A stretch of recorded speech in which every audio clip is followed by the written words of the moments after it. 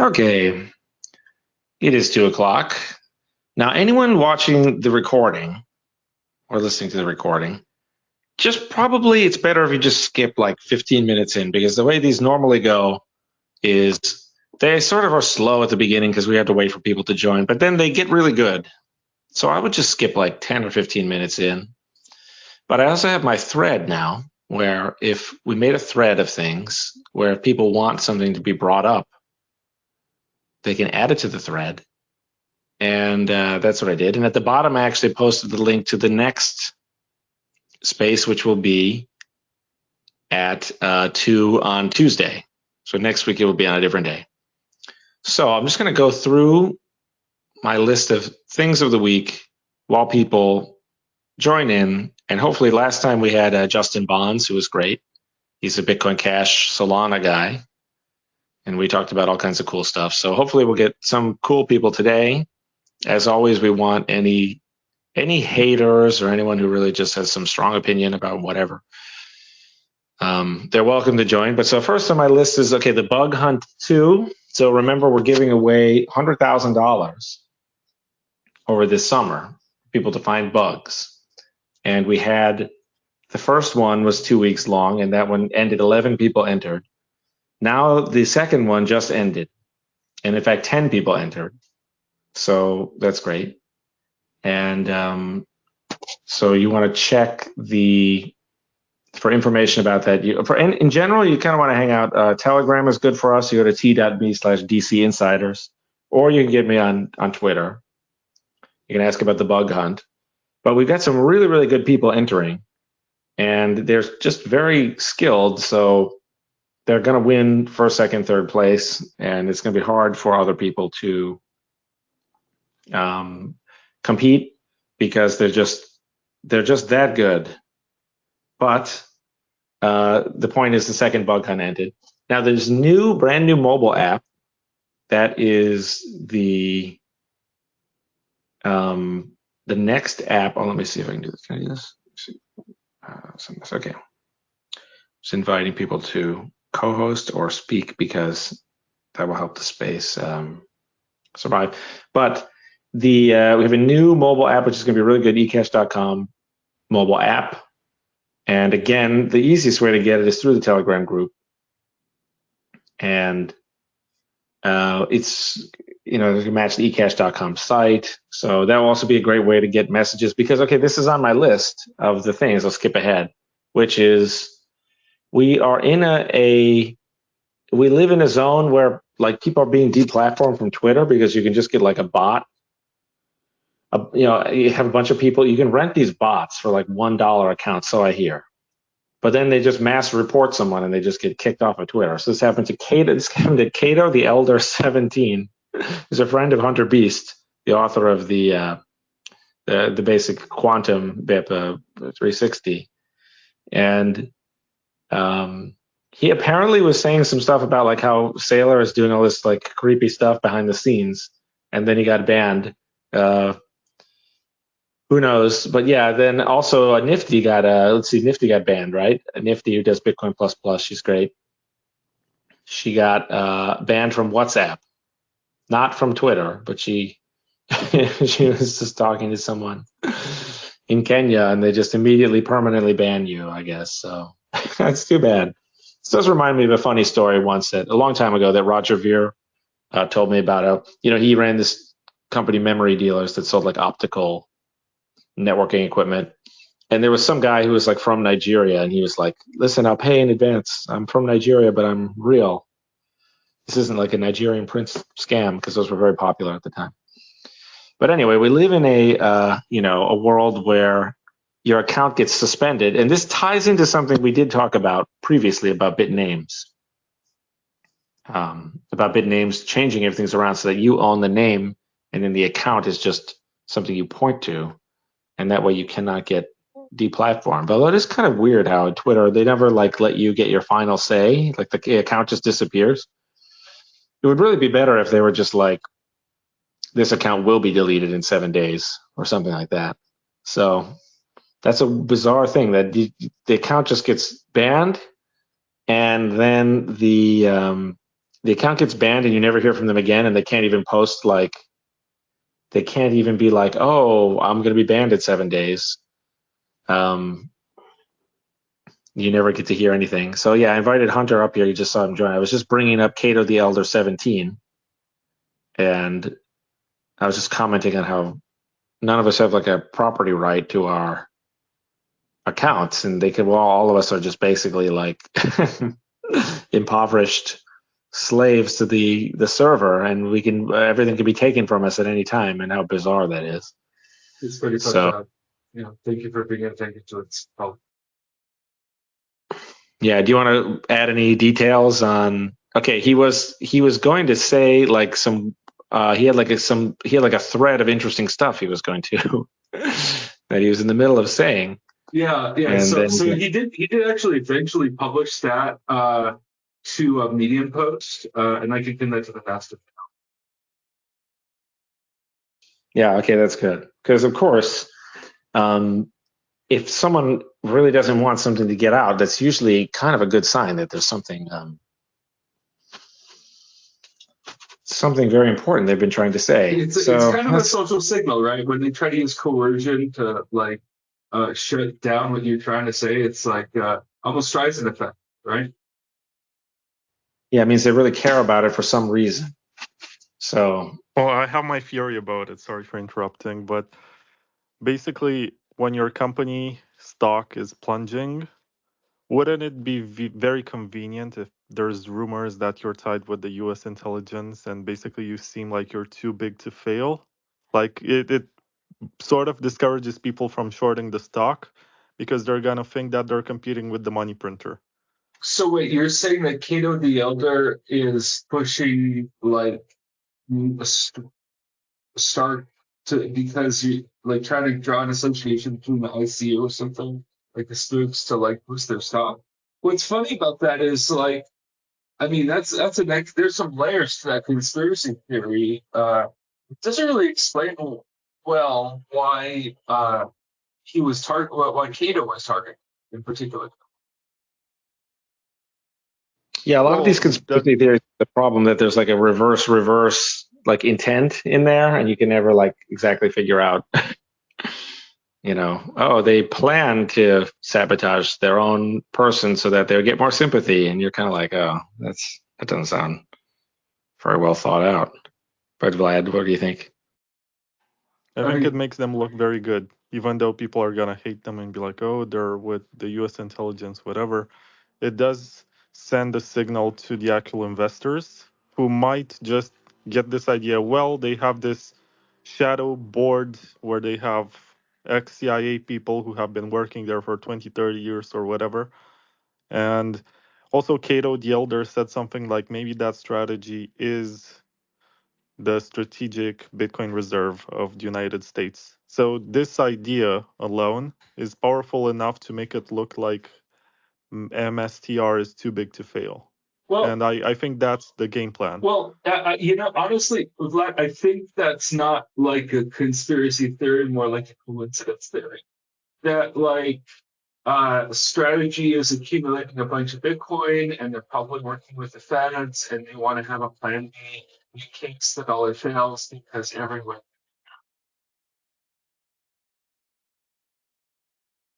They seem to be failing. I mean, they seem to be dragging the whole space down. I mean, because you could assume.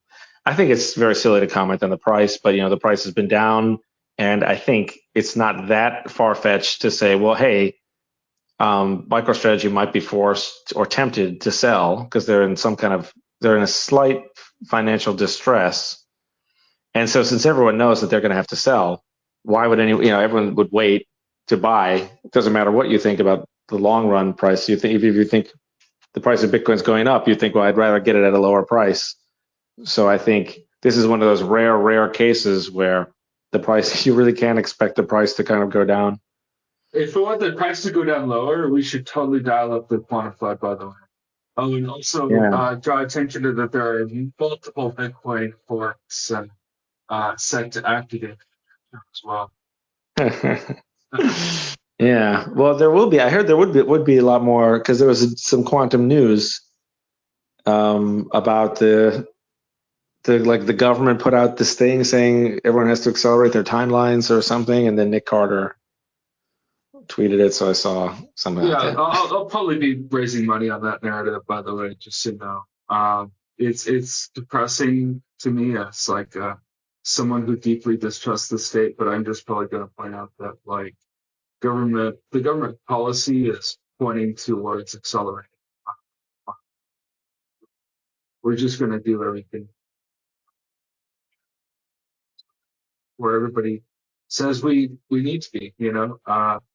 It'd be really nice to put that foot to rest. And by the way, Paul, I sent you an email yesterday. I don't know if you heard or saw. I don't know if I have your latest email address. Didn't see it. I will look it up but email is rough for me. I don't even. It's totally fine. I get. Oh yeah, Telegram and Twitter are better for me, but I will look. I will dig out the email. I will look for it. Okay, thank you, bud. Okay, so we don't want any more people's accounts being suspended, and relatedly, okay, so I didn't get to fully announce this, but I had this thing as far as Free Samurai is concerned. I had this. I have this like strategy basically. So I was going to publish the strategy, and I got actually some funding for it. So there's going to be like a whole second contest, but I don't want to. It's a shame because I really thought it'd be done by now, but just life gets in the way. It's very hard. But it's basically like a kind of plan. And so I don't know if anyone will like this plan. Maybe they'll all just hate it, but I think it's an improvement over what we currently have, which is not working. So yeah, it's great that we have people with the Free Samurai tweets, but we've been going for a while. I think there's no reason why we can't get the part in for Samurai and also for like a whole bunch of other people. So I'm going to try to publish the thrust of my document that I'm going to publish in the strategy is that what we need to do first is we need to have someone, or ideally multiple people, and then I'll pay for this also. We have funding in the strategy. But it's like, yeah, we need to like basically make it as easy as possible for like Trump's staff. So we need to have this whole document that's like has this structure and this organization, this whole like PDF like data room thing like set up so that they can tell with like who's voting for what are the facts of the case, what are the narratives. So that's like my plan. So to make it so that if one Trump staff member looks at it for 5 minutes, they'll think, oh, okay, this is a winning issue for Trump. It'll get more voters. There won't be a lot of pushback. We can get a photo op with whoever. I mean, it depends. I'll volunteer for the photo op, but yeah, ideally we'd get like whatever, Brian Armstrong or whatever, these people that don't to donate the photo op, or I don't know if they would. I have no idea. That's just an example. But my guess is we could get some people together. We could get like an Adam Back or something or whatever it is, whoever it is, we get them all together and we say we can get Trump this photo op. We can say nice things, or these are the voters. This is the voting situation. This is the fundraising situation. So that's my idea, is to prepare first and then just make it look so that it is clearly a winning issue for whichever party picks it up. But ideally Trump, so that we could just get it out of the way before November, because they will be nervous with the midterm election cycle. Trump wants to continue governing by executive order. So I didn't get to finish it in time. I really wish that I had. And then I hate putting stuff out on the weekend in the summer because I feel like no one will ever see it. Which is that doesn't really bother me, but I just feel like I would be like, I wouldn't read anything in the summer, in the weekend. I'd be like, I'm not really paying any attention to this. So I just kind of think it's just a little bit of a lack of integrity for me to like, we should all just be having fun in the summer, in my opinion, my humble opinion. So maybe next Monday. It's really a shame that I didn't get it out in time, but that's what I was thinking for Free Samurai. So I don't know if, but no one can really comment on it because I didn't finish it. So sorry about that. Next thing on the list, there is this, okay, there's this old clip, and this was like buried. you couldn't find this after it came out. I think like, Saylor or whoever, but there's an old clip of Safety and Amuse like versus Michael Saylor, kind of. And yeah, and Saylor has this clip where he's talking about getting. Saylor's like, oh, how safe would you like to get 5% on your Bitcoin? And then Safety is like, Safety is like much smarter than Saylor, which is because I'm not really a big fan of Safety and Amuse, and the feeling is mutual as far as I can tell. But then he's just like, well, he's talking to Michael Saylor. He's like, I'd like to get 1,000,000% on my, or something like that. And this is it's just a really funny clip because it was years ago. It was a long time ago. And yeah, it was like this is right after people were done, like where does the yield come from? Like all the whole Luna, et cetera, all this stuff had like collapsed. And I just brought it up because I was talking about it.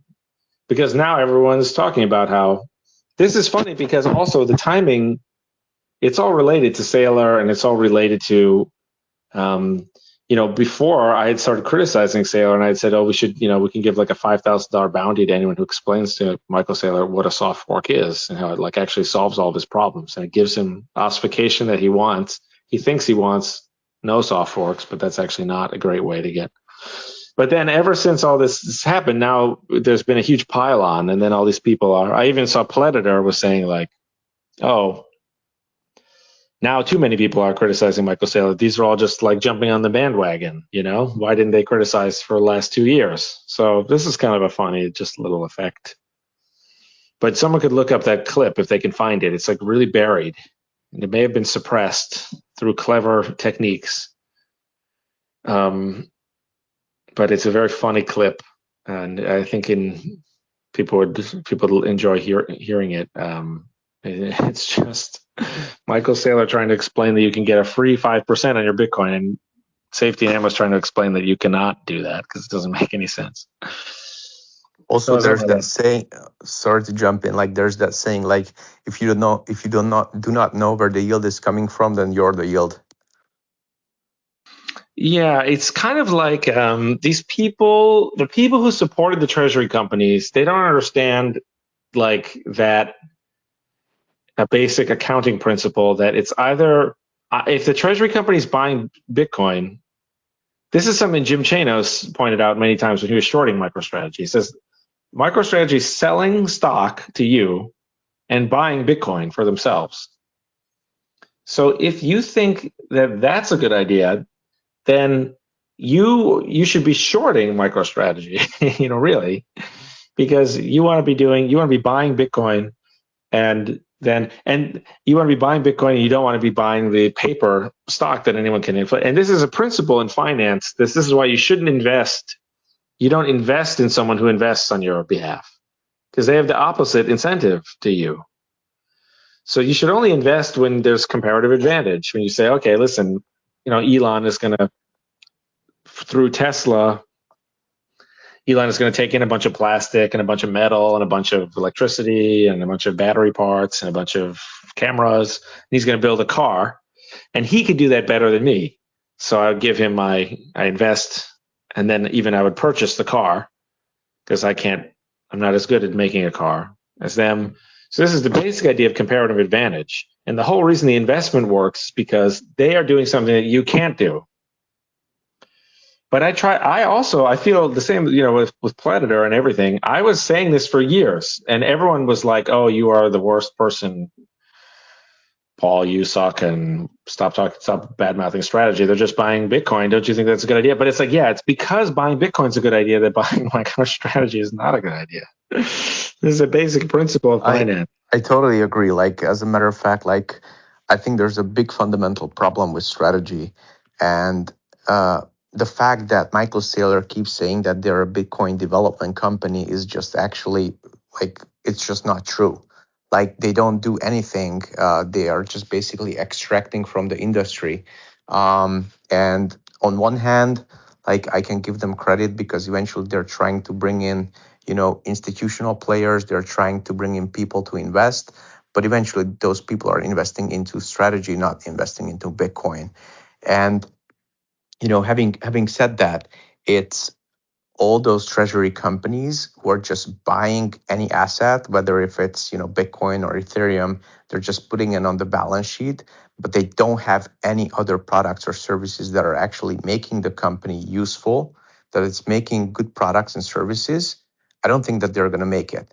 And so when this whole big wave of treasury companies came out to be, I was actually in touch with a guy who set this up in New York, and they just basically found companies that they were listed on stock exchanges, and their products and services just didn't do anything, right? Like they were like borderline broke, and they all went into this. Okay, let's just transition the company into a treasury company, but all of those failed too because they didn't fundamentally try anything new with their current products and services. And so my biggest fear with all these treasury companies, including Strategy, is that they're not doing anything. And like I said, they're extracting, but they're not giving back to Bitcoin. They're not giving back to the industry. They're not helping the development. They're not helping the Bitcoin core developers. They don't know jack shit about the technicalities of Bitcoin. If you ask Saylor about any of the BIP protocols, he has absolutely no clue. He has absolutely no idea. And I think like that's something where education should be more important to these billionaire treasury company CEOs, because they just don't do much. I would completely agree. I mean, I would say that he's crossed the line into fraud a few times, more than a few times, where he said things that are not true and that he must know are not true, and that these are like material. There's almost like even if you go down the line for like specific lies or even specific inconsistency or things where he just completely contradicts himself. Like he's constantly saying, is Bitcoin digital credit, or is it money, or is it, he just keeps changing it around where it can't even possibly be true because he keeps changing it, and he sometimes contradicts himself in the same interview, and so you can't even get anything out of it. It's just baffling. It's a very much an Austrian malinvestment story where this idea is a fake idea, but it has tricked people into thinking it's good. So that has created the copycats. This would be like whatever, I can't even remember their name, Metaplanet and Naka and all these other copycats who are thinking, oh, this treasury company idea is good. Well, actually, it was never good. And it's like really bad news for a lot of people, which is, I'm not happy about that, but you have to laugh it off. You have to process it some way, which is that people have been tricked into doing this, and it's actually value destroying. There's no reason to have someone else, chew your own food. You don't have a comparative advantage. Like there's no such thing as having a comparative advantage in investing in Bitcoin. It'd be one thing if they were going to form some kind of hedge fund and then they have some kind of like trading angle or something. None of that's true. Not only is the big lie, there's a bunch of small lies, and then there's stuff that's just like kind of shameless, where it's like Bitcoin is hope, and then the AI video with the woman who's like, oh, I'm retiring because I invested in Stretch. This is lowbrow junk. But on the other hand, there's the big lie is that Michael Saylor is portrayed as if he actually knows anything, and he's on stage talking to people. He'll get a great speaking slot, and then he'll start talking about like what the greatest risk to Bitcoin is, as if he has the first clue about any of this stuff. And like you mentioned, not only he doesn't know anything about Bitcoin development, of course, he's actually harming Bitcoin development enormously with his like bizarre, ignorant comments. And then even there was from Matt Odell, there was like a story about how people were funding development. I didn't know a lot about this, but Matt Odell, went loudly, blew the whistle on this, and he was saying that there was a deal for one of the ETF companies was going to like start a Bitcoin. So this is like MicroStrategy is painted as a quote, a Bitcoin development company, close quote, but actually a third party ETF trying to do something nice, presumably, was going to fund a bunch of Bitcoin development. And then Michael Saylor killed this deal and then like basically lied about it in public, concealed about in public, because of course he's too ashamed to take responsibility for this. He knows that to some extent it's a controversial decision or a shameful decision, and a lot of people went along with it, and Matt Odell publicly. So the whole thing is quite bizarre. And then one of the clues that the idea doesn't actually work is that when Danny, from what Bitcoin did, Danny just started asking him more questions about people emulating the strategy, which is exactly what you would do if it was truly a good idea, which is like if you're the first hotel to add electricity, you would want the other hotels would be like, how does that work? And you would say, well, it works like this. You have these, cables, and you have these electrical wires, and you have sockets. If it's really a good idea, everyone should be learning about it and copying it. But of course, he had a very, very defensive and angry reaction when asked about other Treasury companies having preferreds. And of course, these other companies are down.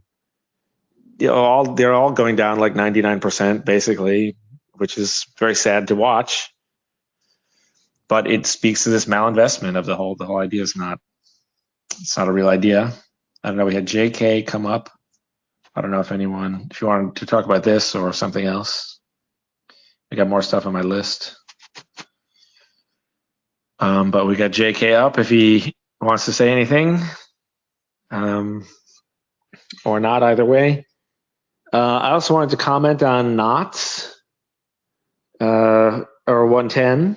I just had it in the in the list of things to talk about, which is it's a very silly idea, and it's a very silly idea, and they don't even know what they want. So there's parts of it that are good about like criticizing Bitcoin Core, and that Core is corrupt and they're lazy and they're just kind of very passive.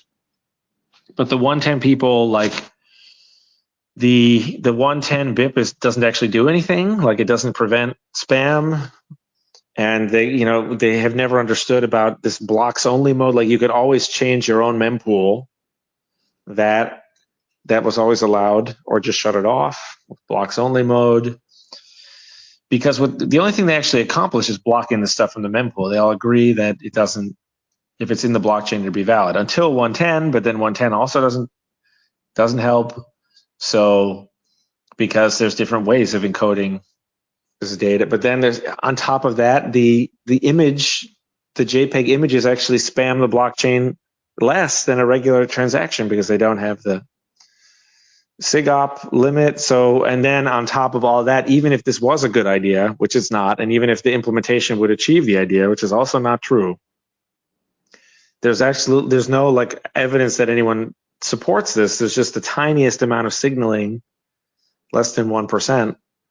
And from what I could gather, the support they have is actually just rented. They just put up some money for the Stratum server, and they say, will you please flip this bit to signal for 110.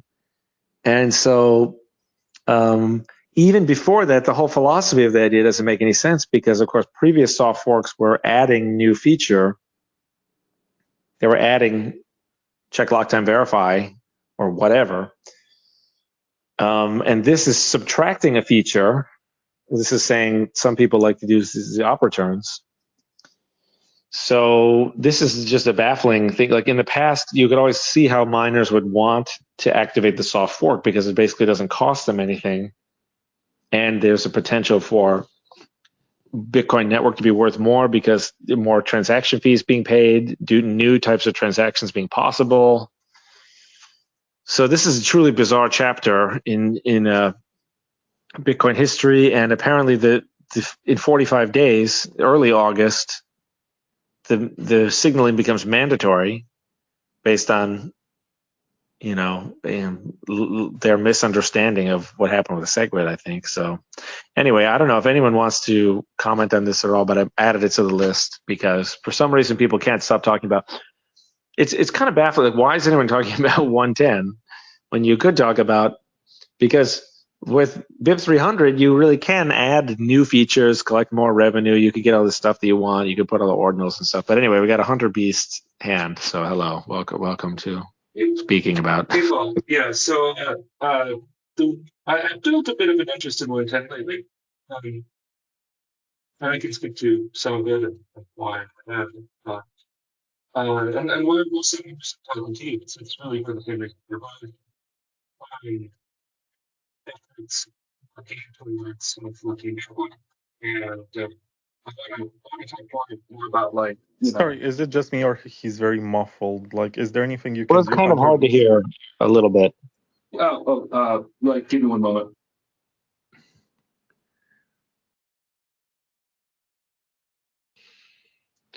Yep, no problem. One moment given. Technical difficulties. Okay, is that better? Much Yeah, it's much better. Yeah, sorry about that.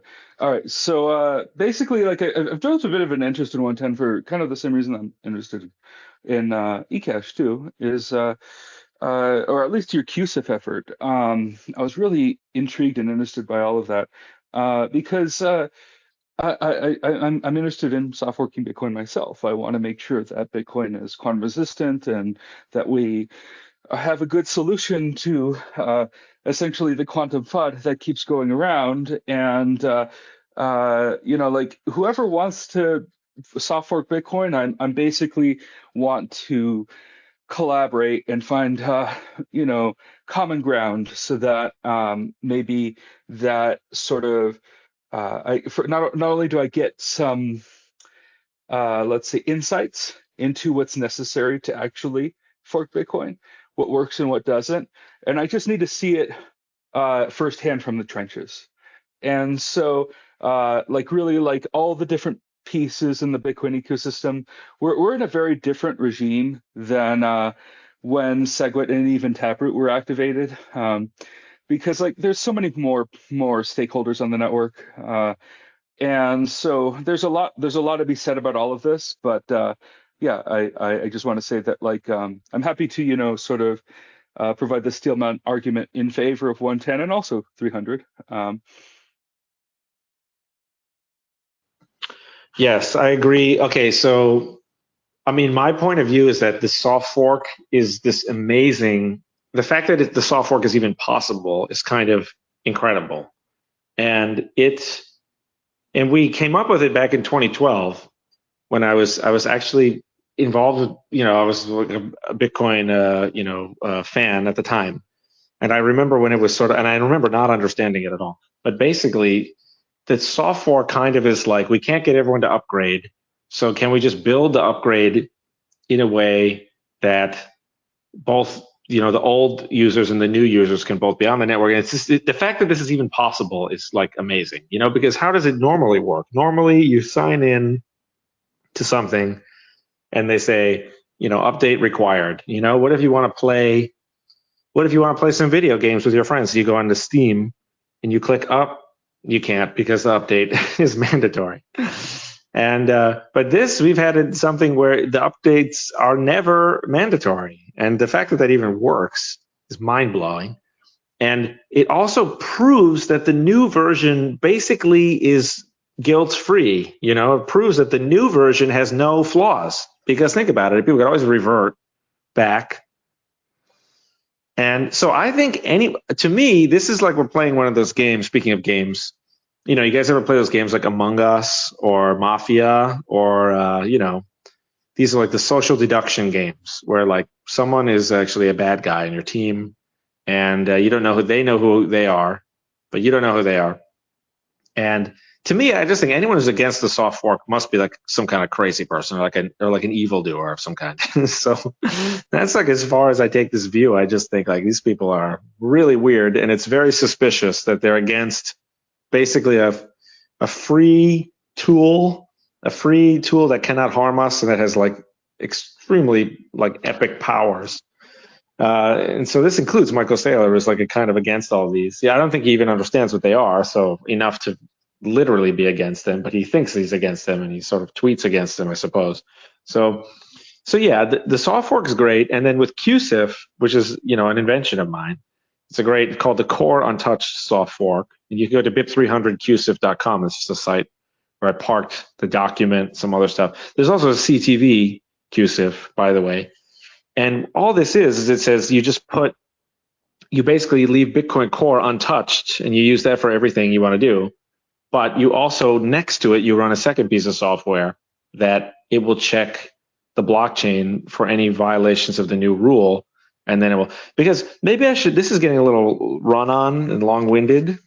So hopefully it's not too bad. But the way the software kind of works is it will reject a block sometimes. So and the reason that this works is because Satoshi put in all these blank opcodes, these opnops. So this is like a blank cube of marble.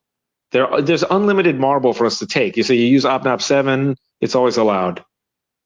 Opnop 7, you take it. And with the soft fork, you chisel away at it. You chisel it away until there's a beautiful angel statue remaining. And the stuff that you chisel away, this is like what the block will reject, what the script interpreter will throw as error.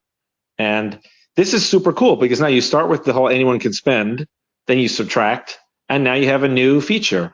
And then it's, as long as 51% miners upgrade, it's safe. It's as safe to use really as the other features, more or less.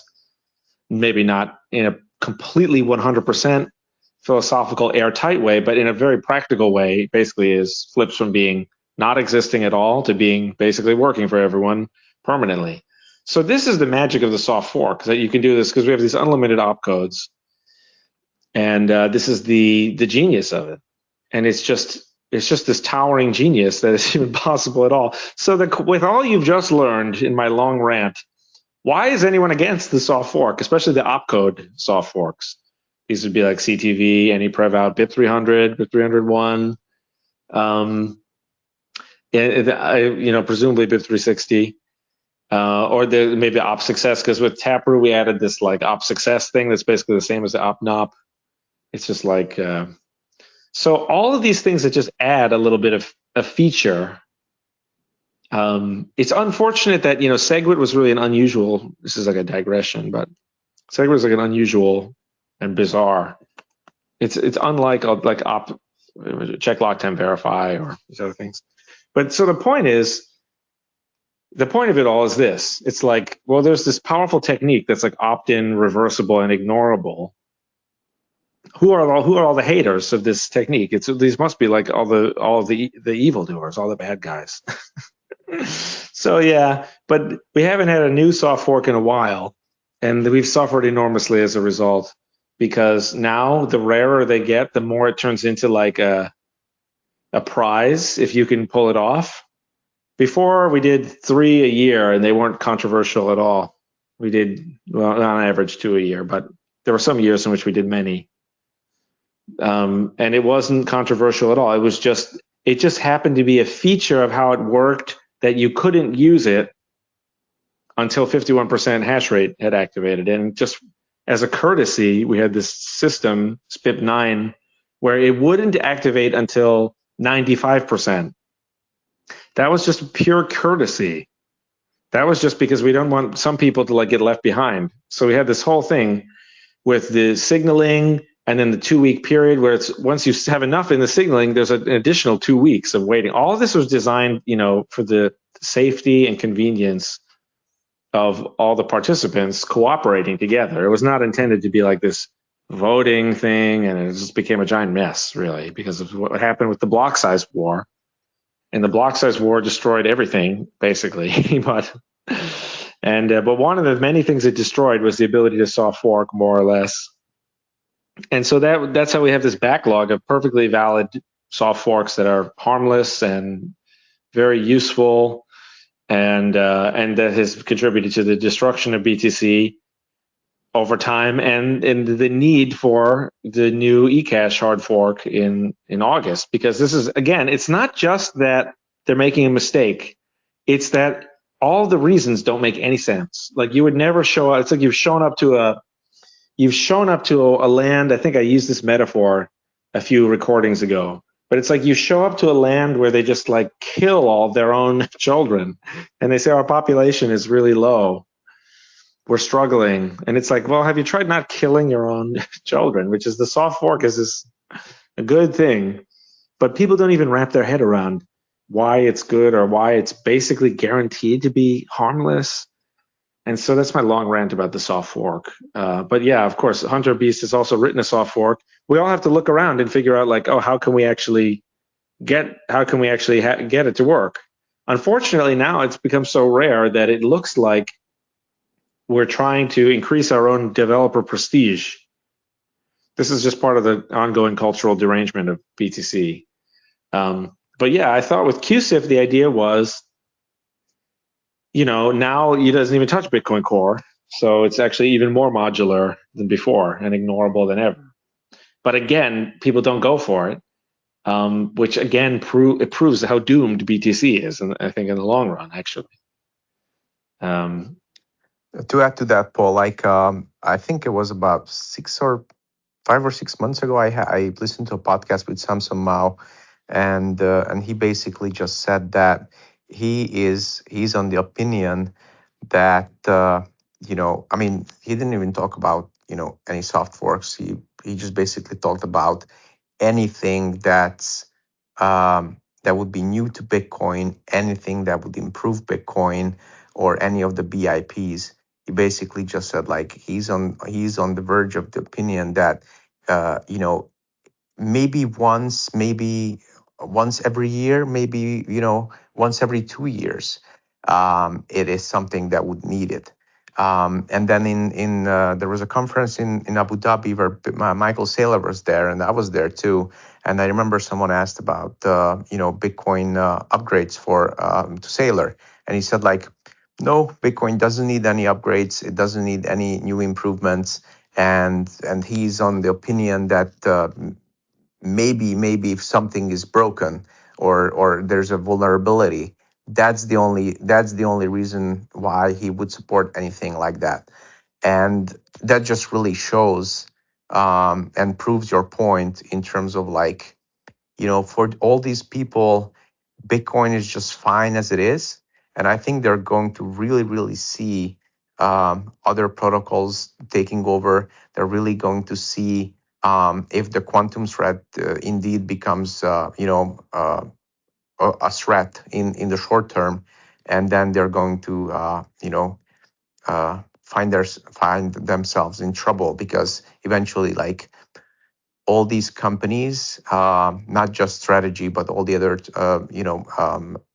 Treasury companies and all the other big companies, S&P 500 companies that have thousands of BTC on their balance sheet, the time is gonna come when they actually will care, right? Because it will put their asset in a danger. I completely agree. And so we got Hunter, but before we go to Hunter, who has his hand up, there's a quantum tie-in, because there's two cases where on one side Bitcoin they interview Saylor, and he's like, well, what about people who want privacy? And then Saylor just has to say, well, yeah, maybe you do need a Monero. So, which is a ridiculous answer for him to say after all that about there is no second best and blah, blah, blah. And he only seems to be half aware of how ridiculous it sounds, which everyone can look up. You just search for maybe you do need a Monero. But then the second one is someone says, oh, what about quantum? And then Michael Saylor, again, he gives like this low IQ answer of just like, well, he says something like, then there will be an upgrade. And, he just says like, there will be an upgrade, like this comically vague thing. So I don't know if Hunter Beast, that's what you wanted to. But then we also have a new speaker, Mr. Coin Bazaar. Yeah. Hey, Paul. I wanted to just point out just like May I? how. What's the question? I'm sorry. Well, I think No. we'll go to Hunter first. I think he had Okay, his. great. Speaker Thanks. asked me to go ahead and speak. Okay, so We'll do Hunter first. Yeah. okay, so I was just first of all, I just wanted to point out that your analogy to a soft fork being like chiseling a beautiful statue out of marble, I just thought that was like a beautiful analogy, and I always love how you talk about Bitcoin, Paul. It's just really romantic and cool, and dare I say attractive. Regardless, I did want to ask you one question about let's see like game theory. First of all, I know some people discount game theory in Bitcoin discussions, like incentives and things like that. I've certainly seen Matthew Corallo discount that, and honestly, I don't necessarily see Matt as a particularly intelligent person.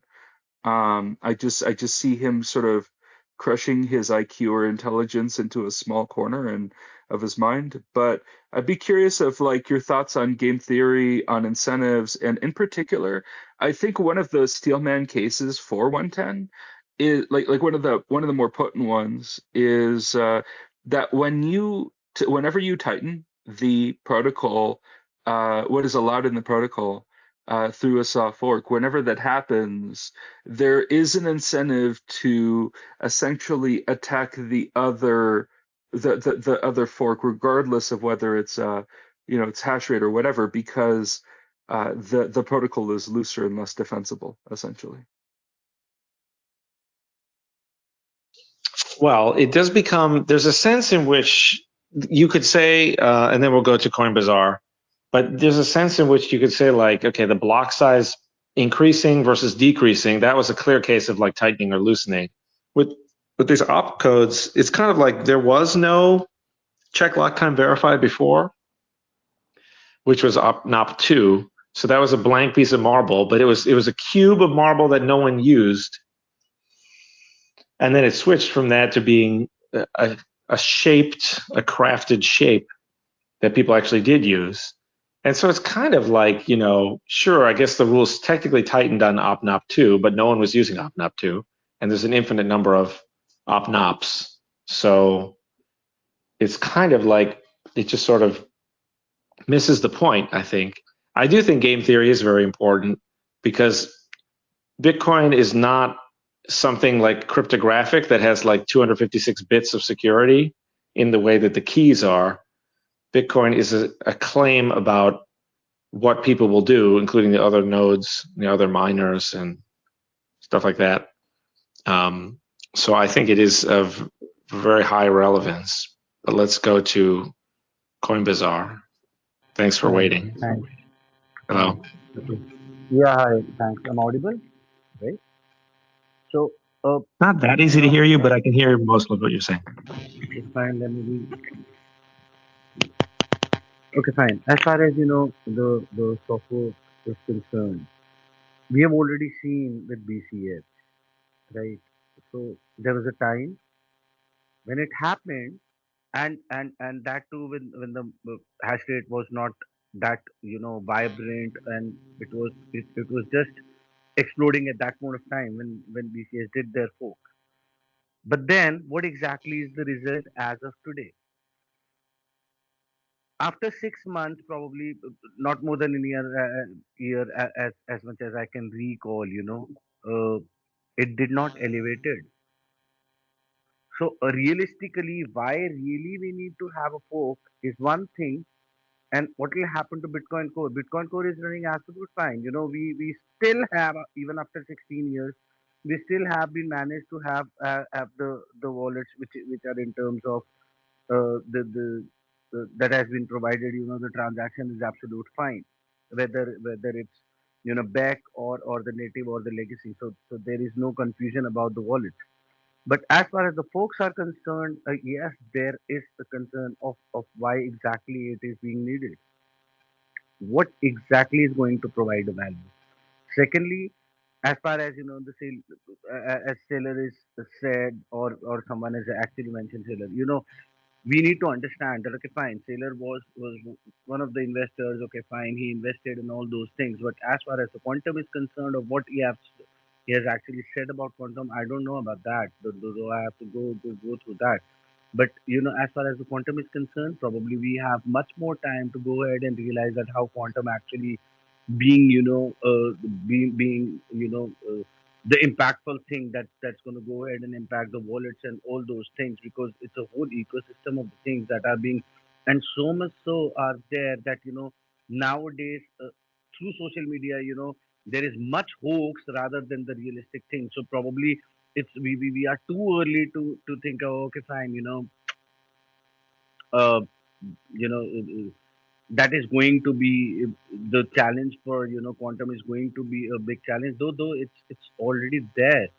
But I think that we have been jumping too fast for the right way. We have to just wait and see that how it's going to be there. But let's see. Yeah, share your thoughts. Thank you. Okay, thanks. I think the first question was something like, what is the value of forks? And there will be maybe confusion. And so why do that? Did I understand that correctly? I'm not sure that I did. Hopefully I did. Absolutely, because forking is not something that is first time. I don't know about how many people actually know about fork, but this is not the first time that we are hearing fork. We've already seen that forking is something that you do it for a purpose. At that point of time, when BCH was with forked, they forked Bitcoin, there was a purpose that okay, fine, we need to have something, and people were trying something that can go ahead and replicate the consensus of Bitcoin conditionally, that it can elevate to something else. That okay, fine, if Bitcoin is something that can go up or would not be reachable to people, let's go ahead and have something next to Bitcoin. Just like gold, we have silver, bronze. So at that point of time, developers were trying, but there was a purpose at that point of time. But after 16 years, probably when the mining is so constrained that okay, fine, people have already seen that what exactly and how exactly Ethereum has been dumped, or anything else. Script has already been obsoleted. Script mining is not there. SHA is still running just because of the simple reason that people actually believe Bitcoin.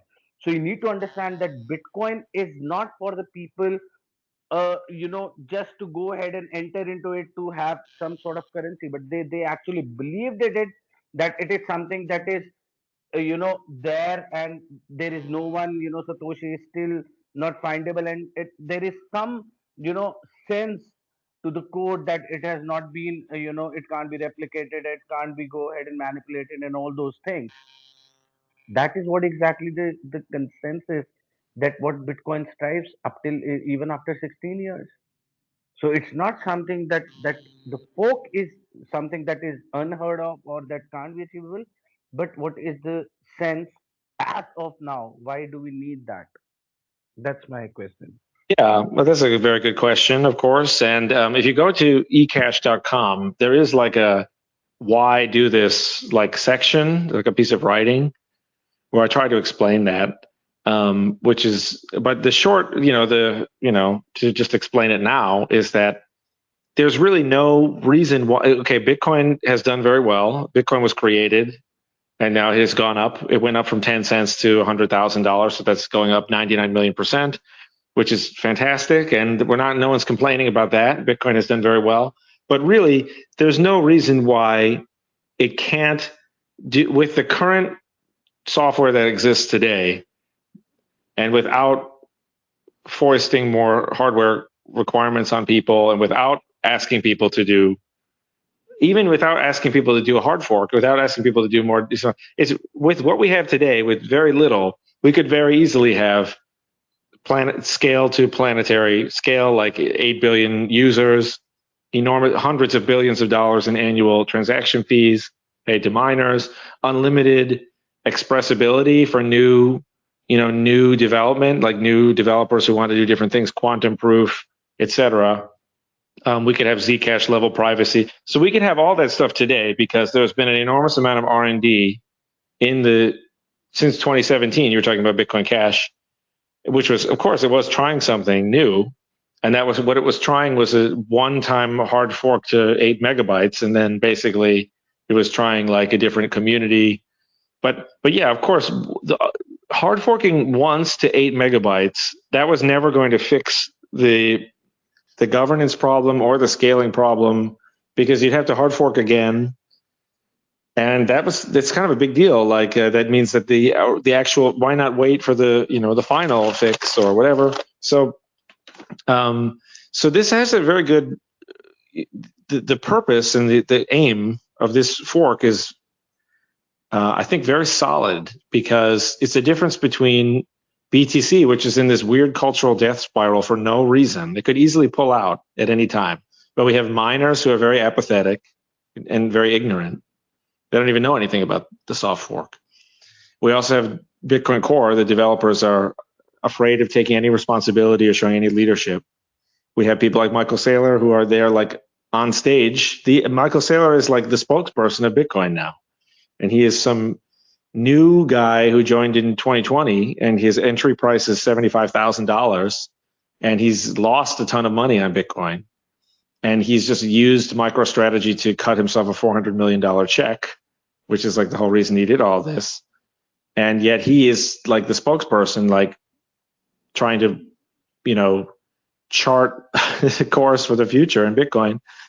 So at every turn, you have users. We're fighting with 110. We're fighting the users away. We have people who want to use the chain, who are having fun, and then Luke is fighting these people away. So that we're in a very dire situation, and it's all completely unnecessary. So why not just do the right thing with eCash? We can be an example of what BTC should do, and we can be also an alternative, an insurance policy if BTC is just going to determine to commit suicide, basically. So now we have, okay, Bazaar has a hand up again. So yes. I think, that's very unjustifiable to say or to blame Michael Saylor or anyone for that matter, just because of a simple reason. When Bitcoin is concerned and someone is actually endorsing Bitcoin, I'm not saying not for the personal gain or for anything else that matters. But realistic thing, what happens is no one's going to pay it for Bitcoin. Bitcoin strives for the community. I mean, it is something that one believes, as I said earlier, that when you have or when you know about Bitcoin, when you enter Bitcoin, when you buy, you say you do anything with Bitcoin. It's your core belief. No influencer is telling you do that, or no influencer is getting paid. I mean, we need to understand that Bitcoin started, as you just mentioned, from 10 cents to hundred and thousands of dollars, and probably I've seen that it's just 16 years. It's not more than, it's not long line of history or long line of things that has been associated. It's just 16 years, wherein hardly people before $65,000 mark, people hardly or anyone hardly actually have any insight about what actually Bitcoin does for them. So realistically, if we see, as I said, that Bitcoin, that Sailor's, entry point is 75. So I'm saying 60 up till 65,000, people didn't actually know that what exactly is Bitcoin. People did not know because at that point of time, things were being pushed as side by side. As I said, BCH or LTC or anything else for that matters at that point of time. At, now after 65, NFTs and meme coins and altcoins, they all work for the ecosystem, not for the Bitcoin, but they actually being getting onto a bandwagon of Bitcoin. So as I have a simple thing and I have a simple chronology to think about, that if Bitcoin is the driving force of in any altcoin market or meme coin market. It is as simple as that. If Bitcoin goes up, everything goes up. If Bitcoin goes down, everything goes down. Bitcoin goes 50% low, anything else can go 80%, 90% low. And that's have been there since the inception of any altcoin you pick up. 10,000 of altcoins have been developed every now and then, just push to a level, for 10 days, 15 days, 20 days, and then push gone. So we need to understand that, okay, fine, if we're gonna go ahead and fork Bitcoin, we need to have certain responsibility of the community that BCH has not been able to drive after a point of time. It touched 1600 and after that it never went back. It's still struggling. Strat mining is already gone. So with the forking, how are we going to sustain the forking is something that is needed to be considered, sir. Thank you. Okay, thanks. Again, I do have it in writing on the site, so I have a more detailed explanation about the differences between this project and Bitcoin Cash in 2017. There's a long list of differences. But now we have Robin Linus on as a speaker, and we have a Hunter Beast with a hand up also. So I don't know, maybe we'll go to Hunter first. I just wanted to thank you for your time. I gotta hop to another space soon. Great. I just want to say that I want to talk more and support your efforts however I can. And I really just like all that you've written and contributed so far on the concepts of soft forks and all the different things there. And I'm rooting for your success because you just you speak to Bitcoin in a very beautiful way. And also, Robin, thank you for all the thoughts that you've contributed as well. In much respect to you, and Vlad, of course, much love. Take care now, guys, and yeah, thank you. Thanks very much. Thanks for stopping by. Bye, Hunter.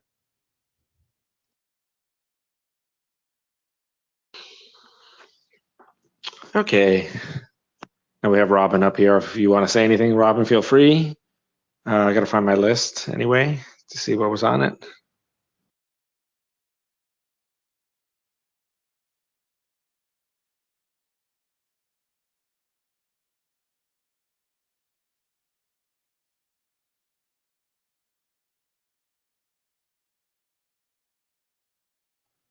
While you're looking at your list, I'd just like to say I think one of the pros actually of having strategies price be down is, people can actually now start talking about it.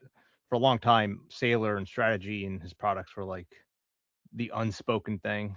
Like, heaven forbid you say anything about them. But now, like, there's opportunity to speak about that, and I think that's good. I don't like when it's all like basically like Puritan levels where you can't speak about that, don't talk about that. And it's like, why not?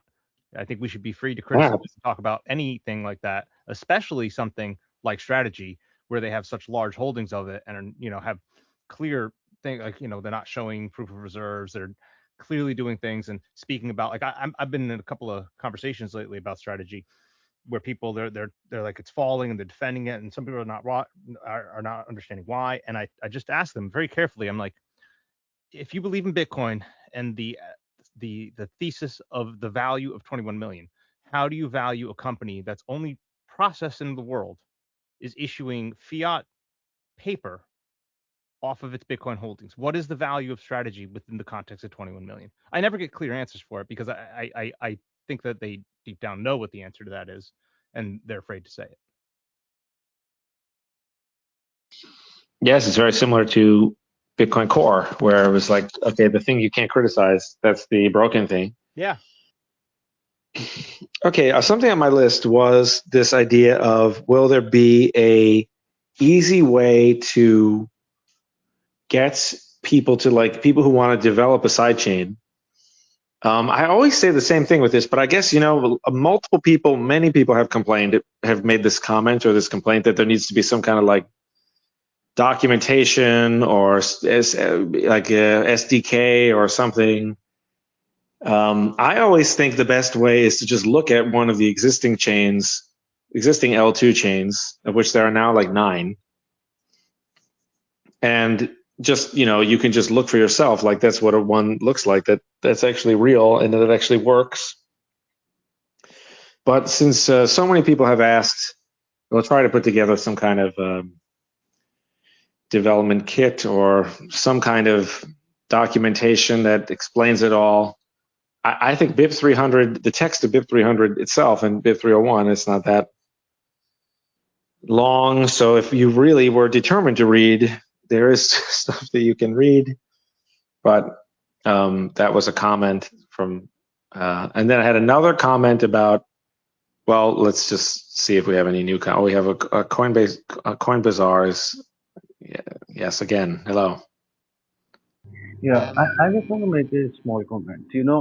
As far as Taylor has been, talked of nowadays. I'm not saying uh, um, for the long time, but yes, if you see, Bitcoin conferences that happened and all those things, Sailor has already been admired. That okay, fine, so it's just a point in time that Sailor has been, said that, and which is not the right thing according to me, because he himself is a Bitcoiner. He always endorsed it.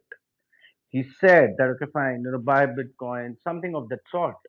So what is the sense if he is, as we see, if he's selling something, he bought it to sell it. What is the concern about having Sailor to make, or push him into a podium? Okay, fine, that it's just because of you. No, he is just one piece of the whole Bitcoin community. He is not a Are you, miner. He is not being building. He's not doing. He is just an investor, and that's what exactly Bitcoin strive for. Some people believed in investing. Some people believed in buying. Some people believed in trading. Some people believed in mining. Some people believed in, okay, fine, let me go ahead and have it to hodl it. So there is a purpose, and as I've been saying that, okay, fine, there's a whole ecosystem of the things that is working. So the believer needs not to be put into any sort of counter attack. So, okay, fine, this happened because of you. No, he's just one piece in the world. So if you can't just say that, okay, fine, the Russians are not into Bitcoin, Chinese, Indians, any country you say. So he is one of them. But yes, he holds things. He endorsed it. He has been into conferences, and people like you, me, and everyone probably was being very happy. When it was 65,000, it went to 17,000, and then it went back to 125. And Saylor was consistent, saying, okay, fine, buy this, that, blah, blah, blah. So many interviews. He was going, into conferences, endorsing everything, giving interviews, sitting out there, telling people what he was getting, telling people. No, he wasn't.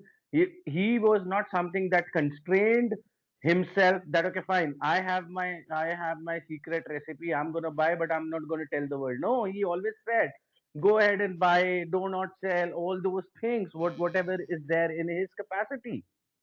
So he never endorsed something that, okay, fine, you don't do that what I am doing. We have seen his tweets, okay, fine, he have been telling everyone. So it's just very normal thing that he was doing. He was being a core believer. So let's not put into, I don't think that he should be put into the into any sort of counter attack are for you the thing. separating Saylor? Like a lot of times when we say Saylor, we're actually talking about MicroStrategy or strategy. Are you No, no, separating I'm Saylor no, no, from no, the no. corporation? I am saying about only Sailor as a person. I'm not saying about MicroStrategy. What it does Okay, because with that's the well, entity, it has nothing to do with entity. I have no just concern about his entity. make sure you clarify that very much so, because what he Absolutely. does as an individual is, I don't Absolutely. care. I Nobody exactly. cares. I care about is as an individual who himself is a Bitcoiner, who entered or who have been endorsing Bitcoin, apart from the things what it does, you know, Well, for but strategy or see, anything else for that matters.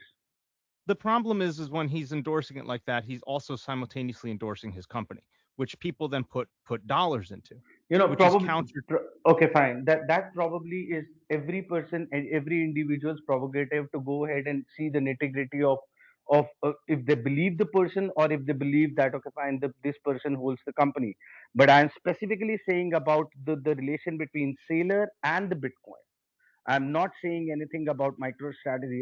I do not have anything to do with MicroStrategy, or probably half of the world has nothing to do with MicroStrategy. But what I'm saying is his stance about Bitcoin, and how he endorses Bitcoin, as in not being the core, influencer of Bitcoin, but yes, being someone who has actually said that, okay, fine, you just buy it, try to buy it, do not sell it. So it's very basic Well, terminologies that he yeah, has but used. one of the He problems has is not one of the he problems. he has not differentiated as in a person to person or a company to company, but he actually has done what a regular Bitcoiner believer does. No, Simple. not necessarily, because like in instances where he's talking about like, oh, Bitcoin is digital credit, right? That's actually fundamentally against how Bitcoin itself works, right? There is no credit involved in Bitcoin. So I would push back on that. He's not everything he said has been good for Bitcoin. I think a lot of people in the space would agree with that, especially Paul. Like, I mean, he's said some things that are flat out inaccurate with how the chain actually works, with how the time chain operates, what the time chain represents. So, I mean, people like to put these CEOs and these people on pedestals, and a lot of times they often are missing lots of parts. Not that I'm some genius, not that I know everything about the chain and stuff like that, but people love to put these celebrities, because that's really what they are, right? CEOs, these people are celebrities, and then they worship them, and then they take what they say as gospel. even if they're probably wrong, or they're saying something that's incorrect, or just not even if it's wrong or incorrect, but it's just warped in this way that changes people's perceptions of what the project and its goals and its ideals are. And then you wind up with things like Stretch, where there's this magical yield that comes out of nowhere because he holds Bitcoin. So yeah, I criticize Saylor. I don't think he's doing a lot of good for Bitcoiners and the chain. I criticize. Like, look at the people that have probably put hundreds of thousands of dollars, I guarantee, into MSTR, into Stretch, and they're dying now, and they're hoping on some sort of, you know, narrative that he's putting out, right? And they're listening to other influencers. Meanwhile, they're dying. Okay. And again, some of that comes down to these other ideas, because other narratives are put on top of that where people are just trying to get rich quick, and they're just YOLOing all their cash into these things. And it's like, Jesus Christ, people, like, I don't know what to say. So, like, you know, we really got to stop putting these people on pedestals. He's a CEO. He cares about one thing and one thing only: his business and the shareholder price of that business. That's all he cares about. And maybe his golden parachute in 10 years. Like, let's be serious now. I do think I have to leave at 4, so I think we should just so that we can make sure that everyone gets a chance to ask their question. We have a bunch of people who haven't spoken yet at all, so maybe we could go to, you know, Adam McBride or Shomari or Robin for a little while. Hey, Paul. Yes, hello. How's it going, man? Interesting. You know, when I heard you say, well, you were thinking about, you weren't even going to do like an SDK or a kind of anything like that. How do you then plan? I mean, is your strategy just, I mean, I to give you credit, I think you've done an amazing job of marketing it, really. Creating controversy on the timeline is fantastic, and you've done a great job.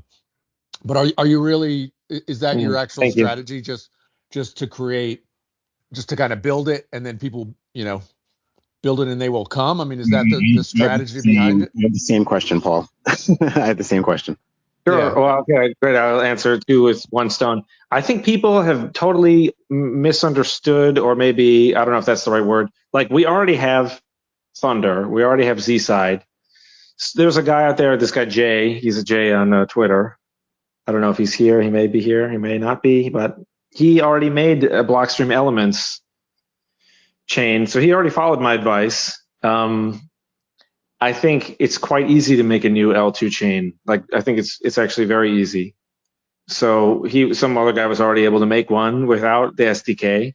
We already have Thunder and Z-Side. We already have you know, stuff that we're working on. We always have outside contributors making things. So actually, the development side, the development dimension is pretty healthy.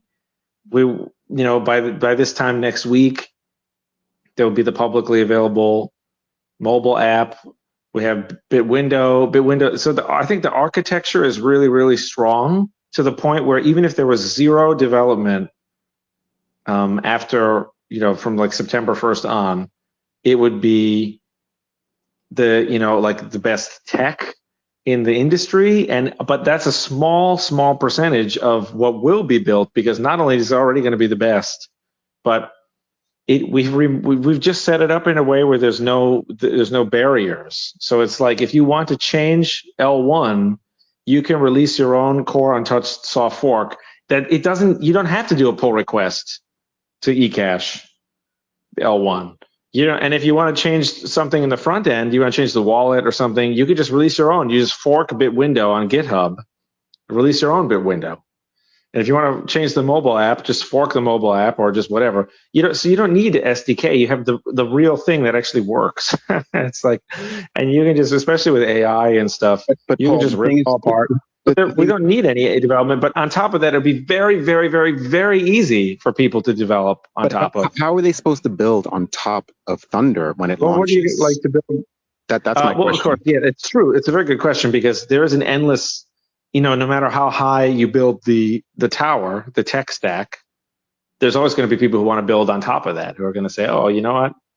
Warcraft 3 is great, but what this really needs is a Warcraft 3 custom map editor It's like But trading like engine so right that now, people you can. can't build on Thunder. I've built, and what I had to do to make anything useful on top of the existing drive chains is unreasonable for anyone, because I had to basically build my own API, reverse engineering the nodes. And I understand the nodes are the source of truth, but you're basically expecting people to now develop their own infrastructure on top of what you've already built. And I think that's unreasonable. I think layer 2 labs should provide infrastructure for at least the initial drive chains. People are going to create their own drive chains, of course, and then they'll be responsible for their own infrastructure. But you have, the initial model, and you haven't provided any like API access, to those models. And everything now is just based on the node software, which is completely useless for building. You can't get any reasonable data, useful data, just from the node. The node has to be indexed.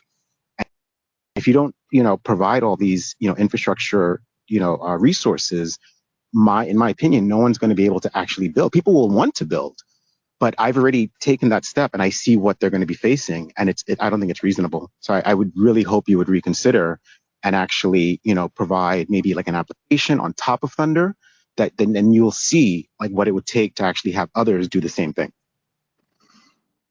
Okay, well, that's certainly, okay, so the tower, when you build the tech stack, the tower can go infinitely high. So we'll always be infinitely far away from the ceiling, so to speak. So like, when I say the tech stack, I'm talking like, okay, at the lowest levels, you have like wires plugged into things, and then you eventually have like an application.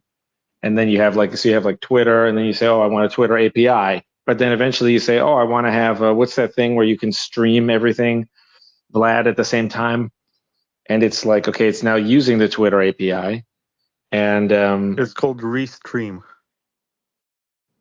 So that's so yeah, and then eventually people will be like, oh, I want to have my AI agent plug into Restream. So what I'm saying is, when we build the tower, when you climb to the top, it will always look like there's plenty to do, and that feeling will never go away, ever, if for 1,000 years. So you always, even no matter how tall the tower gets, you always be able to say, well, why can't I have such and such thing? So I think the standard of comparison should be instead, how easy is it to scale, to do transactions on Thunder versus, for example, Lightning in BTC, which is a complete total blowout. You haven't given a roadmap in terms of how to actually start building. I appreciate, the tower analogy, because I support that. But people have to know how to climb the tower. Is there a ladder? Is there like a staircase? Like you haven't actually shown anyone how. And that's the operative word, the how. And I'm saying like that's well, the right roadmap. now it would run, because of course Thunder doesn't have that many transactions on it right now because it's brand new. So for now you would run the Thunder node, and then when that no longer becomes practical, it has to happen kind of organically to some extent, because when eventually you have so many people using Thunder, and then you say, oh, it's actually kind of annoying to run the node, instead of using the RPC from the node, which does the exact same thing as what the API would do. But eventually you just say, well, you know what, I want to run this node. That's false. That is false. The API does much more than the RPC, like infinitely more, and that's the whole point. That is my point. You don't have an API. So the RPC is kind of useless to builders. It really is. It's a fire hose of information it's just raw data, and the data has to be organized. And if you don't organize the data, no one's gonna be able to actually use it. And I'll just give you one example, because I think I already posted this. For example, Thunder does not have a block explorer. You have the mempool explorer for Signet, the L1, and that's perfect. It works perfectly. But there's no block explorer for any of the L2s, and that is my point. Like I built a block explorer, and I saw how difficult it was to do that, and I'm saying that is unreasonable. You have to make it more approachable by offering additional resources on top. And I think that's a responsibility for the initial drive chains, not the ones that people are adding in addition, but for the initial ones, like Thunder and bit names. Layer 2 labs should be providing an API that is reasonable for people to build on top of. Otherwise, I just don't see what's going to happen on launch day. There'll be nothing to do. And I'm kind of fearful of that, that there'll be nothing to do on launch day. I would just layer on top of that, Paul, just as like someone who's obviously not a dev and just much more smooth brained. But to that point, and because I have seen it with other chains, when there's a failure to have kind of basic tooling like that, like the Block Explorer, for example, and a failure to have that early on, and you may be hoping that, oh, well, somebody will just build it. That sometimes a simple thing like that, which you maybe put some time and energy into just build at the beginning, can kind of allow this bootstrapping to take place in a much quicker and easier manner and actually be welcoming to builders, if you know what I'm saying. So just to give a kind of outside perspective on how to maybe think about it. Yeah, I think that's totally good, totally valid point of view. I think certainly a block explorer is not that hard to build. It's just my opinion, Bro, I come also think on, man. You've never built a Block Explorer, bro. it depends on how you want it to look. You want it to look like really Come on, beautiful, man. and I built try a to block use, explorer for try two to, of the selections. you just index everything in a database and then you have table. that's Not somebody It who is say who not hasn't built trivial. that. That's It somebody is who not hasn't built a trivial. Block Explorer, dude. That is you. That's a dev Well, saying, you oh, can it's how hard can it be? It's just if I can just some. if I can just maybe show really quick. I'm not a shiller, but I did build a block explorer for bit names and Thunder. It's just for the two. Okay, great. And it's Hey, at look at that! But side. you did it in a few days. I know No, you're but saying what it was I'm really saying hard, but because it doesn't was that make really my point in a way? no, because it's the simplest thing you could do, and it was very difficult. And I'm saying that if doing a block explorer takes that much effort, how are people going to be able to do anything more complicated? And that's the point. No, And but if you've never standard of done it, comparison is not, again, because Nirvana is not for this world. So if you were hoping for perfection, then but I think that's not the point. The point is, I disagree that that's the point, which is to say, again, when you climb to the top of the tower, when you want to build the next part, you always think, oh, why didn't anyone do this part yet? But then, so I think there probably will be a block explorer, before for the L2 chains before August. So if that's the primary thing you wanted to ask about, but I think the not at question all. of how hard is it to build? It has to be compared to what? I think it's completely missing the point to say let's imagine that you wanted to build a block explorer for something on BTC that's scaled to 8 billion people. Well, there is no, it's impossible. It would be an infinite cost. So I think it misses the point. But but this is totally fair. And this is what I said, is that when you're building the tech stack, everyone takes for granted the stuff that's already there, and then they say, "Well, this new stuff is not there yet," and but that feeling is never going to go away, even after 100 years. People are going to say, "Why it is?" Just you can look at it now, where people. This is what a lot of the technical people talk about in BTC. They say, "Oh, well, yeah, all this stuff works. HT wallets work, etc. works, but we don't have CTV or we don't have whatever." So everyone's trying to push can I then just maybe go to the next rung? Because I'm really not talking about like the tower at this point. You're talking about the top of the tower, and I'm talking about like the base, like the ground level. Like we're still on the ground right now. Well, I'm saying you would run the full node for Thunder, which you can do by just clicking some buttons. And that would get you up to the top of the tower, basically. And then you say, well, why do I have to do this? Why can't I just do an API to someone else who has, which you could build yourself? Here's a server that runs. I'll give you like a really quick second example besides the Block Explorer is because I just have been working with your new mobile app, which is fantastic. But it's clearly obvious. The first thing I noticed that it only supports the Signet. And the question would be, well, is it going to support the Drivechains, any of them? And that yes, of course. But it's only 10 days old. So wait. Yes, of course. But do you know how? Because to support the other Drivechains, you will need APIs. And I built those too. No, I agree. None of this is trivial. Well, SPV is slightly different, very similar, but it's a client server idea. So you could call it an API if you wanted to. I think that would be fine. I'm not complaining about that. When you have a light wallet, yeah, it is very much similar to a client server, even though it's not. SPV is for the money part, which, as you said, is very mature, and I agree with that. SPV works very well. But what about you need to know the state? I agree with what you're saying. You're saying basically the mobile app, the way the mobile app would normally work. Okay, go ahead. Fine.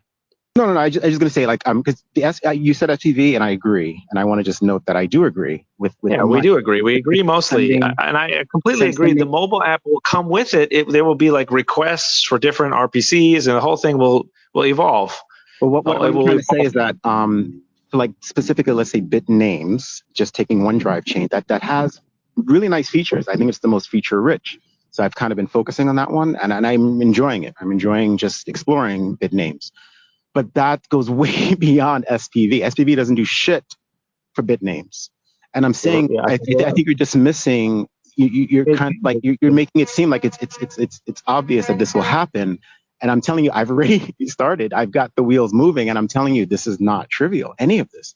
And I'm looking at the time frame. Well, it wouldn't be that trivial. It doesn't have to be ready by August. Also, remember, like it's less than 60 days exactly. Sorry, I didn't hear that part. No, I just said you have less than 60 days to pull it off. It's not that you have months to do this. So it's also a time factor. The L2s will launch in. That's a very good point. I'm glad you brought that up. So like I'm thinking like Thunder and Z Side will be like fully like production ready before the fork date in August. Now the others will be kind of like, they will be in various stages, intermediate stages. So some of them are really hard. The prediction markets one will take a little bit of thought and a lot of trial and error. It'll take a lot of effort. That's talk about not being trivial. So and then bit names are kind of like a little in the middle of the pack. Yeah, and so they may not. It's theoretically possible that we just launch it and it's just not finished until October or November for bit names. And that's fine. But that's fine. Right? Doesn't matter. That's fine. But exactly. I do feel like bit names is like the most important one because I think that's like the identity and that could. I like bit names a lot. I think it'll take a while for people to come around. I tried it. We've been talking about it a lot on these spaces. So I think you get it. I think a lot of people need more creativity and imagination to really like wrap their heads around why. For example, Namecoin was the first altcoin. It was co-invented by Satoshi. And so they were also thinking along those lines, like this is like a cool idea, which it absolutely is. And so I think that's a really cool one. But of course, scaling and privacy, because we just take advantage of other people's tech and like the Rust crate system and stuff. Those are, I think, are a little easier to make reliable, and they already are reliable, like today. So those, I see those as kind of like the bread and butter, basically, of like, okay, BIP 300, now you don't have a block size limit, you don't have a scaling, you don't have a lightning liquidity, blah, blah, blah. All those problems are gone. And then you also have access to super strong privacy. That already puts us like, much better than BTC, much better than most other projects. How do you actually use these things? Because like for me, I would expect those features to be available in your new mobile app.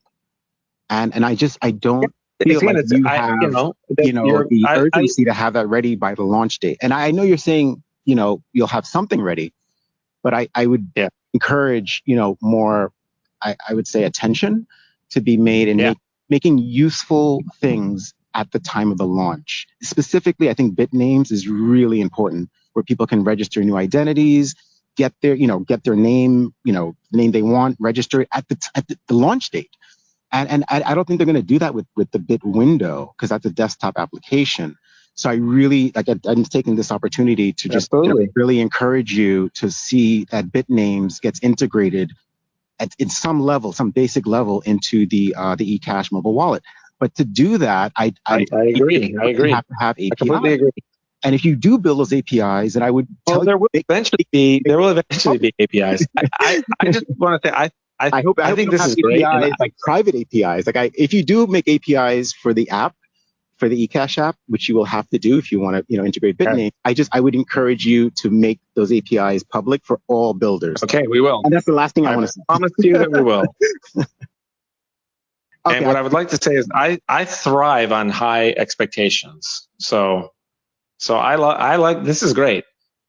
Raise those expectations to the sky, but it is only 10 days into the mobile app, so this is day 10. There was no, Exactly. remember we had Red Wallet before. Red Wallet, it was okay. You could send and receive coins on L1. It kind of sucked. It was Yeah, like an you've done electronic. a really, really good job with the mobile wallet. I submitted. I know yesterday was the last day for the bounty. I was gonna do it this weekend, but I ran out of time. But I spent like all day yesterday, and I found a few enhancements I thought I thought valuable at this point because like it was very hard for me to get the mobile app installed. I had to build it myself, compile it myself. So I created a Because I you're right. created We have to make it. We have to but I jump through did. the hoops. I created a workflow Test flight. for GitHub, and I sent you a PR with all my bug stuff. I sent you a PR, Okay, excellent. really hoping you may,